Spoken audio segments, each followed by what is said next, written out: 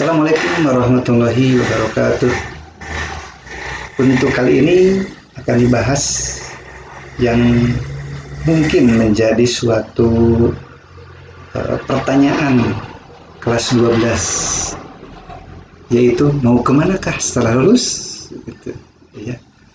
Sehingga kelas 12 itu sebetulnya berkecamuk antara memikirkan mungkin ujian akhir, memikirkan juga mau kemana.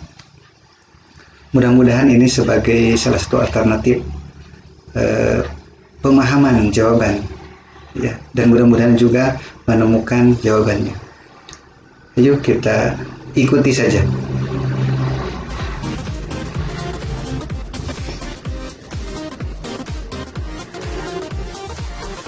Mau kemana setelah SMA? Bisa sekolah, bisa bekerja, bisa juga yang lainnya, itu ya, selain bekerja. Kalau sekolah kemana? Sekolah itu bisa ke PT, perguruan tinggi, ke LPK, lembaga pendidikan keterampilan, bisa ke pesantren, bisa juga magang di tempat usaha. Itu juga dalam rangka sekolah dan sebagainya. Mungkin bisa ikut juga belajar di orang tua dan sebagainya. Kalau bekerja bagaimana? Kalau bekerja mungkin bisa sebagai karyawan atau usaha sendiri, atau juga bantu orang tua. Itu kemungkinannya. Mungkin menikah atau menganggur. Nah, diharapkan kalian tidak termasuk yang terakhir menganggur. Jadi harus ada suatu kegiatan. Ya, inilah saya kira alternatif setelah kalian tamat SMA. Tapi dalam video ini tidak mungkin membahas semuanya, ya. Cuma akan kita bahas mengenai kuliah atau sekolah ke perguruan tinggi. Hal yang perlu dipertimbangkan dalam kuliah itu, yang pertama adalah minat. Seberapa besar minat pada suatu bidang. Yang kedua, kemampuan akademik. Maksudnya misalnya kalau matematiknya mungkin kurang, fisikanya kurang, tapi minatnya ingin ke teknik. Wah, itu sebetulnya bertolak belakang, karena nanti di fakultas teknik itu kebanyakan adalah matematik dan fisika, begitu ya, atau fisika terapan. Di bertolak belakang. Kalau memang minat menjadi di bidang teknik, tetapi kendala karena kemampuan dulu di SMA-nya mungkin MIPA-nya kurang, itu jangan kuliah S1 misalnya, cukuplah ke kursus saja, ke teknik mesin, elektro, cukup. Ya, tapi kalau kursus berbeda dengan kuliah. Kalau kuliah untuk lab, untuk diharapkan menjadi ahli, ya, S1. Yang ketiga, prospek. Yang ketiga juga yang harus dipertimbangkan adalah prospek. Misalnya kita mengambil suatu jurusan A, kedepannya jadi apa? Ibaratnya seperti itu. Tapi kalau memang kalian nantinya itu melanjutkan untuk bekerja. Tapi kalau melanjutkannya untuk misalnya ya semacam mungkin menunggu nikah, ya terserah itu ya. Tapi kalau niatnya untuk ingin menjadi bekerja, untuk bekerja harus diperhitungkan prospeknya apa, gitu ya. Ya, nanti pada pertanyaan mungkin mengenai prospek ya, karena cukup panjang. Kemudian yang keempat, kemampuan keuangan. Nah, ini juga perlu, ya. Saya kira kalau diperhitungkan mungkin minimal keuangan sekarang ada 3 macam untuk uang kuliah, untuk juga penginapan, untuk makan. Tiga yang paling pokok.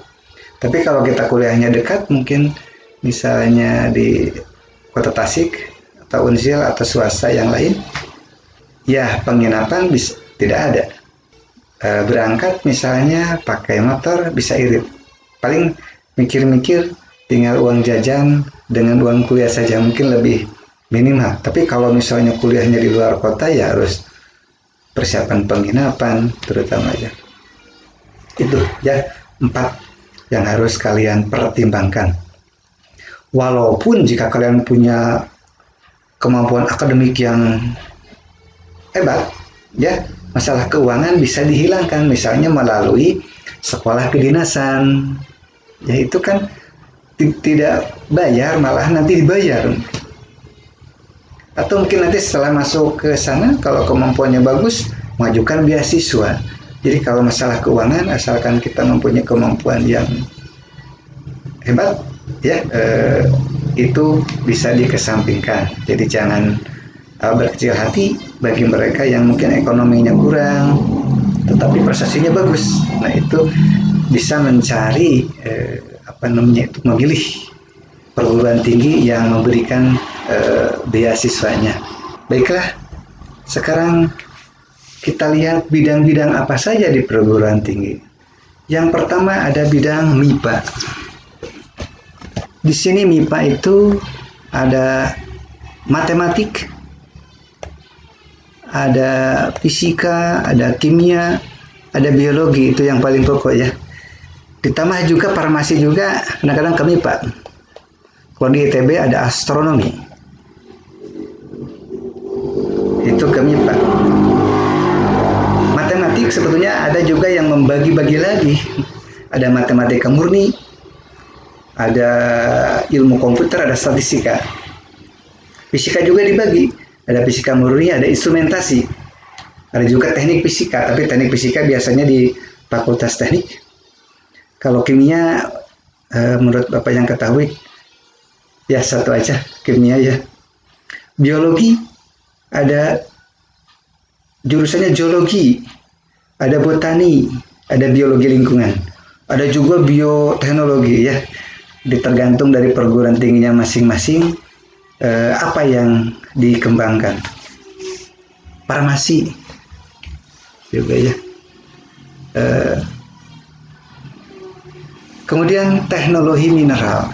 Teknologi mineral itu jurusannya mulai dari ada geologi, kemudian ada teknik pertambangan, ada juga perminyakan, ya biologi, pertambangan, perminyakan, mungkin ada lagi yang baru ya, tapi itu yang Bapak ketahui, teknik teknologi mineral.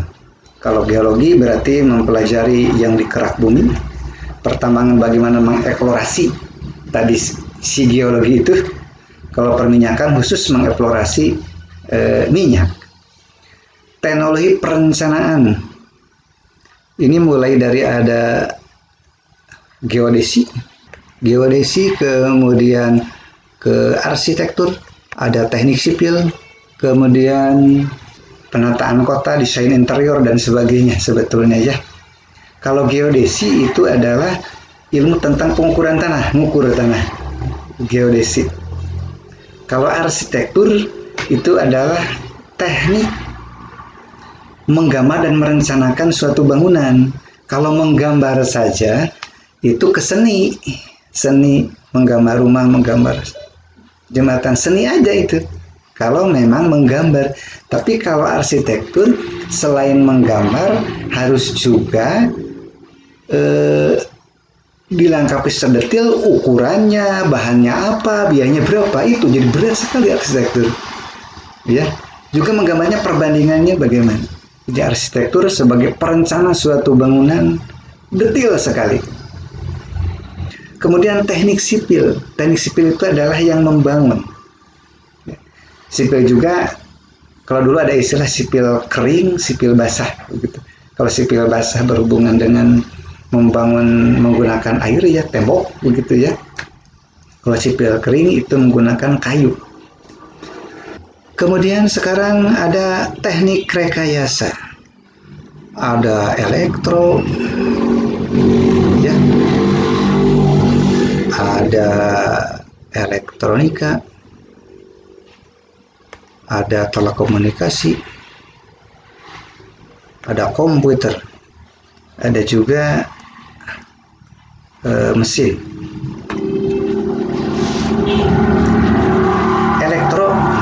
biasanya berhubungan dengan arus kuat. Ya, ada teknik listrik, gitu ya.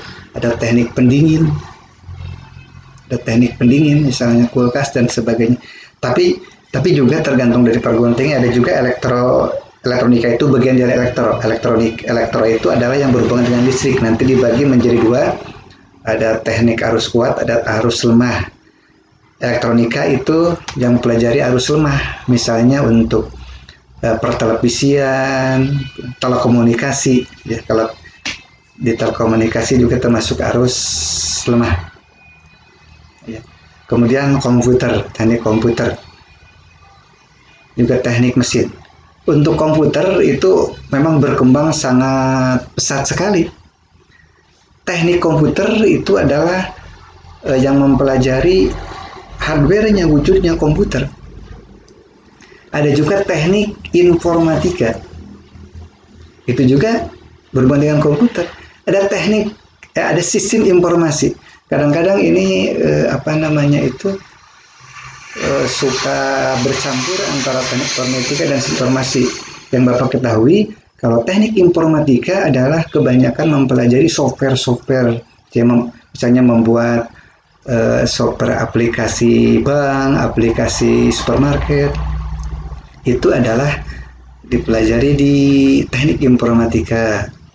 Sementara kalau di sistem informasi, sistemnya, jadi bagaimana menggabungkan berbagai jaringan komputer di sistem informasi.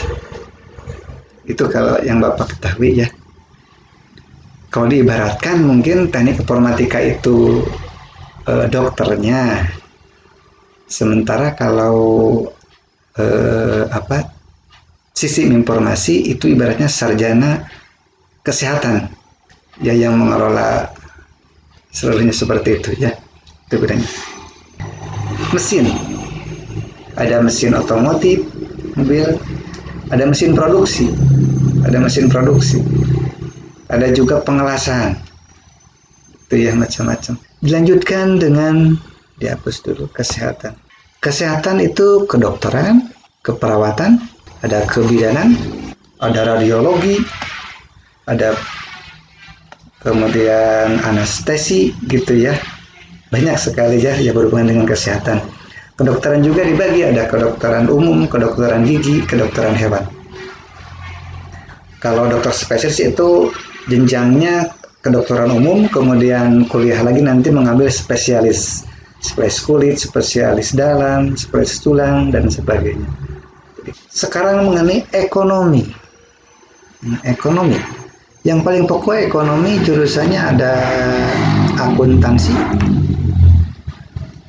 ada manajemen, ada ilmu ekonomi. 3 aja. Akuntansi itu menghitung data keuangan, manajemen, manajer, mana ada manajemen keuangan, manajemen personalia, manajemen, banyak pokoknya ya.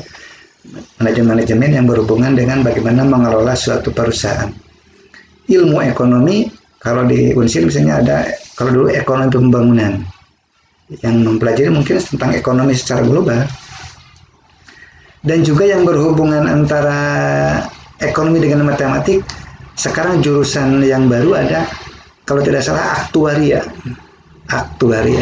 jurusan aktuaria. Jadi ini menggabungkan antara ilmu ekonomi, matematik. Jadi Bapak pernah membaca ini, karena yang baru ini ya, intinya bahwa belajar bagaimana merencanakan keuangan suatu perusahaan. Kalau akuntansi itu menghitung, melaporkan, menghitung keuangan perusahaan. Kalau aktuaria itu merencanakan, merencanakan pengeluaran keuangan. Mungkin silakan kalian cari apa itu aktuaria. 7 bahasa, saya kira jelas ya. Bahasa mulai dari bahasa daerah Sunda, Jawa, Minang, luar negeri, Inggris, Prancis, Arab, banyak. Jelas ya kalau soal bahasa. Nomor 9 ada sosial. Bidang sosial itu banyak, ada antropologi, itu mempelajari tentang peninggalan Ya, ada juga sosial itu sendiri, ada juga sosiatri, ada juga humas, hubungan masyarakat, ada sospol kalau tidak salah fakultasnya itu, kalau di perguruan tinggi sospol, sosial politik, disatukan dengan bidang politik. Bidang politik misalnya untuk hubungan internasional, kemudian jurusan ilmu pemerintahan itu juga masuk ke bidang politik. Sosiatri kalau di UGM itu kalau tidak salah ada jurusan sosiatri. Ilmu budaya juga ada. Kemudian nomor 10 hukum. Hukum juga ada hukum perdata, untuk menyelesaikan sengketa, ada hukum pidana, hukum ketatanegaraan. Hukum ketatanegaraan juga ada ya jurusan. 11 seni. Untuk seni yang jelas seni musik, kemudian seni lukis, seni tari, itu yang jelas. Ada yang lain misalnya seni perfilman, seni drama di IKJ Jakarta. Kemudian kalau di ITB ada desain interior, itu misalnya multimedia. Itu juga multimedia, ada yang masuk ke seni, ada yang masuk ke bidang komputer multimedia. 11 pendidikan. Maksudnya pendidikan di sini adalah jurusan-jurusan pendidikan. Jadi guru gitu, seperti itu kalau misalnya secara jelasnya. Tapi selain keguruan ada juga jurusan-jurusan pendidikannya, misalnya jurusan ilmu pendidikan kalau dulu, teknologi pendidikan juga ada gitu ya. Pendidikan guru SLB, PGTK ya. Kemudian jurusan seperti jurusan-jurusan pada pelajaran SMA, matematik, fisika, kimia, biologi, sejarah dan sebagainya. Adanya tentu di FKIP ya, atau Fakultas Keguruan dan Ilmu Pendidikan. Walaupun untuk sekarang dari non FKIP juga bisa menjadi guru gitu ya. Kemudian nomor 13 adalah bidang pertanian, kehutanan dan perikanan. Pertanian nanti di sana di perguruan tinggi juga akan disodori berbagai jurusan. Mau jurusan apa? Apakah ilmu perbenihan? Apakah ilmu pengelolaan tanaman? Ilmu tanah? Hama penyakit tanaman? Gitu ya. Pengolahan hasil pertanian? Ada mesin pertanian juga seperti di Unpad. Ya, teknologi pangan. Kehutanan, kalau kehutanan mungkin sumber daya kehutanan aja lah kalau tidak salah jurusannya. Perikanan juga sama, ada pembenihan, ada budidaya perikanan, kemudian ada pengolahan hasil perikanan. Oh, satu lagi sebetulnya kelewat, peternakan. Ini ya, selain perikanan ini di peternakan juga ada sama ya, mulai dari pemeliharaan, kemudian ada pengolahan hasil ternak, begitu ya, dan sebagainya. Juga kalau di IPB, karena di sana jurusan yang seperti ini banyak sekali jurusan-jurusan yang mungkin di perguruan tinggi yang lain jarang, misalnya ilmu gizi, sumber daya keluarga, begitu ya. Juga yang berhubungan dengan pertanian yang paling penting hortikultura. Ya, hortikultura. Coba kira-kira apa hortikultura?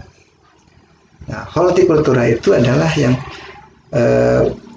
mempelajari tanaman-tanaman semusim, misalnya tanaman tomat, tanaman semangka, gitu ya. Jadi bukan tanaman perkebunan, gitu ya, tapi tanaman semusim, itu hortikultura. Oh, kelewat. Nomor 8 agama, untung ingat ya, mengenai bidang agama. Bidang agama biasanya di IAIN kalau dulu, kalau sekarang di Universitas Agama Islam.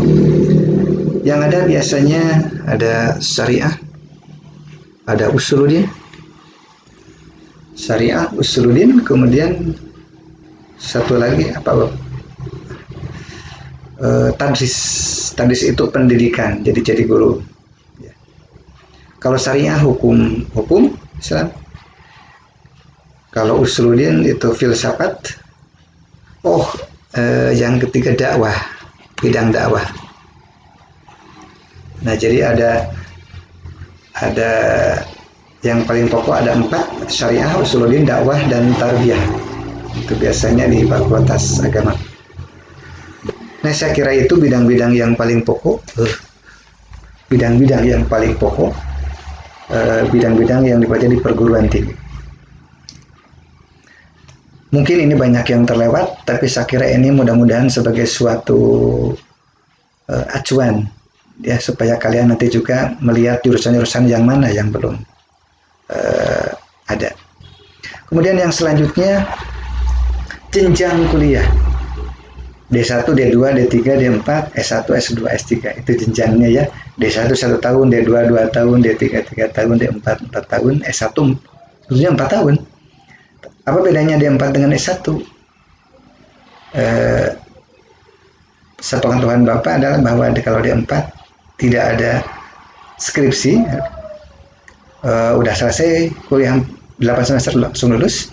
Tapi kalau S1 ada skripsi, ya tugas akhir, bedanya. S2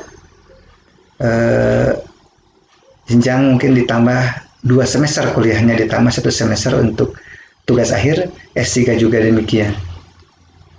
Kalau profesor bagaimana? Profesor itu bukan jenjang sekolah, tetapi itu adalah nanti diangkat oleh perguruan tinggi karena misalnya karya-karyanya yang sudah banyak sehingga dikukuhkan menjadi profesor. Jadi profesor bukan jenjang sekolah. Baiklah, sistem kuliah di perguruan tinggi ada sistem paket, ada sistem SKS. Sistem paket ya seperti di SMA, tingkat 1, tingkat 2, tingkat 3. Kalau misalnya di tingkat 1 tidak lulus 3 pelajaran misalnya, akhirnya harus mengulang lagi semuanya, begitu sistem paket karena per paket.